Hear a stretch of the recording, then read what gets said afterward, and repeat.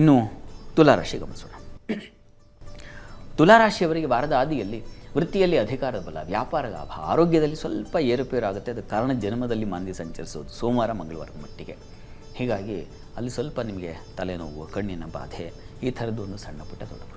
ಶಿಕ್ಷಣ ಕ್ಷೇತ್ರದಲ್ಲಿ ಬಹಳ ವಿಶೇಷವಾದ ಅನುಕೂಲ ಇದೆ. ಫೈನಾನ್ಸ್, ಪತ್ರಿಕಾ ಕ್ಷೇತ್ರದವರು, ರಂಗದಲ್ಲಿ ಕೆಲಸ ಮಾಡ್ತಕ್ಕಂಥವ್ರಿಗೆಲ್ಲ ತುಂಬ ಚೆನ್ನಾಗಿದೆ.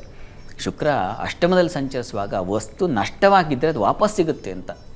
ಎಲ್ಲೋ ಇಟ್ಬಿಟ್ಟಿರ್ತೀರ, ಮರ್ತು ಹೋಗಿರ್ತೀರ, ಈಗ ನೆನಪಾಗ್ಬಿಡುತ್ತೆ ಅದು. ಇಂಥ ಕಡೆ ಇರಬೇಕು, ತಡಿ ನೋಡೋಣ ಅಂತ. ಆ ಥರದ್ದೊಂದು ಸಿಗುವಿಕೆ, ಆ ಥರದ್ದೊಂದು ಬಲ ಫಲ ಎರಡೂ ತುಂಬ ಚೆನ್ನಾಗಿದೆ.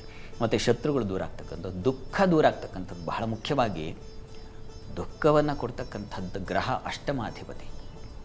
ಅವನು ಆ ಭಾವದಲ್ಲಿ ಸಂಚರಿಸ್ತಾ ಇದ್ದರೆ ದುಃಖ ನಿವಾರಣೆಯಾಗುತ್ತೆ. ಮನಸ್ಸಿಗೆ ಒಂದು ಮುದ, ಹಿತ ಇವೆಲ್ಲ ಬರ್ತಕ್ಕಂಥ ಸಾಧ್ಯತೆ. ಸ್ತ್ರೀಯರಿಗಂತೂ ಲಾಭದಾಯಕವಾಗಿದೆ.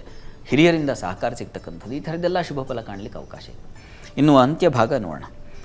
ತುಲಾರಾಶಿಯವರಿಗೆ ವಾರದ ಅಂತ್ಯದಲ್ಲಿ ನಿಮಗೆ ಚಂದ್ರ ಜನ್ಮದಲ್ಲೇ ಸಂಚರಿಸ್ತಾನೆ. ವೃತ್ತಿಯಲ್ಲಿ ಹೊಸ ಅವಕಾಶ ಸಿಗ್ತಕ್ಕಂಥ ಸಾಧ್ಯತೆ. ಸ್ತ್ರೀಯರಿಗೆ ಒಂದು ಆ ಅಧಿಕಾರದ ಬಲ ಅನ್ನೋದನ್ನು ಕಾಣಲಿಕ್ಕೆ ಅವಕಾಶಗಳಿದ್ದಾವೆ. ಶುಭ ಫಲ ಕಾಣಲಿಕ್ಕೆ ಖಂಡಿತ ಅವಕಾಶ ಇದೆ. ಶುಕ್ರನೂ ಚೆನ್ನಾಗಿದ್ದಾನೆ, ಚಂದ್ರನೂ ಚೆನ್ನಾಗಿದ್ದಾನೆ ಅಂದರೆ ಸ್ತ್ರೀಯರು ಸೌಖ್ಯವಾಗಿರ್ತಾರೆ ಅಂತ ಅರ್ಥ. ಆರೋಗ್ಯದಲ್ಲಿ ಚೇತರಿಕೆ ಕಾಣ್ತೀರಾ, ಸೌಖ್ಯವನ್ನು ಕಾಣ್ತೀರಾ, ಹೆಚ್ಚಿನ ಬಲ ಕಾಣ್ತಾ ಹೋಗ್ತೀರಾ. ವೃತ್ತಿಯಲ್ಲಿ ಸ್ವಲ್ಪ ಕಿರಿಕಿರಿ ಬರಬಹುದು ನಿಮಗೆ ಕೊನೆಯ 2 ದಿವಸ. ಕೆಲಸ ಕಾರ್ಯಗಳಲ್ಲಿ ಸ್ವಲ್ಪ ಅಸಮಾಧಾನ, ವಿಘ್ನಗಳನ್ನು ಸೂಚಿಸ್ತಕ್ಕಂಥ ಸಾಧ್ಯತೆ ಇದೆ ಕೊನೆಯಲ್ಲಿ, ಶುಕ್ರವಾರ ಮತ್ತು ಶನಿವಾರದ ಮಟ್ಟಿಗೆ. ಉಳಿದ ಹಾಗೆಲ್ಲ ತುಂಬ ಚೆನ್ನಾಗಿದೆ. ಹೀಗಾಗಿ ಅದರ ನಿವಾರಣೆ ಮಾಡ್ಕೋಬೇಕು. ಅದರ ನಿವಾರಣೆಗೆ ಗಣಪತಿ ಪ್ರಾರ್ಥನೆ ಮಾಡಿ. ಇಷ್ಟ ದೇವತಾರಾಧನೆ ಜೊತೆಗೆ ಗಣಪತಿ ಸನ್ನಿಧಾನಕ್ಕೆ ಸ್ವಲ್ಪ ಬೆಲ್ಲ ಸಮರ್ಪಣೆ ಮಾಡಿದರೆ, ಇದರ ಜೊತೆಗೆ ಗಣಪತಿಗೆ ಸ್ವಲ್ಪ ಬೆಲ್ಲ ಸಮರ್ಪಣೆ ಮಾಡಿ ಶುಕ್ರವಾರ ಶನಿವಾರ 2 ದಿವಸ ಹೋಗಿ ಬನ್ನಿ. ಅದು ಈ ವಾರವನ್ನೇ ನಿಮಗೆ ಸಮಾಧಾನ ಮಾಡಿಸುತ್ತೆ.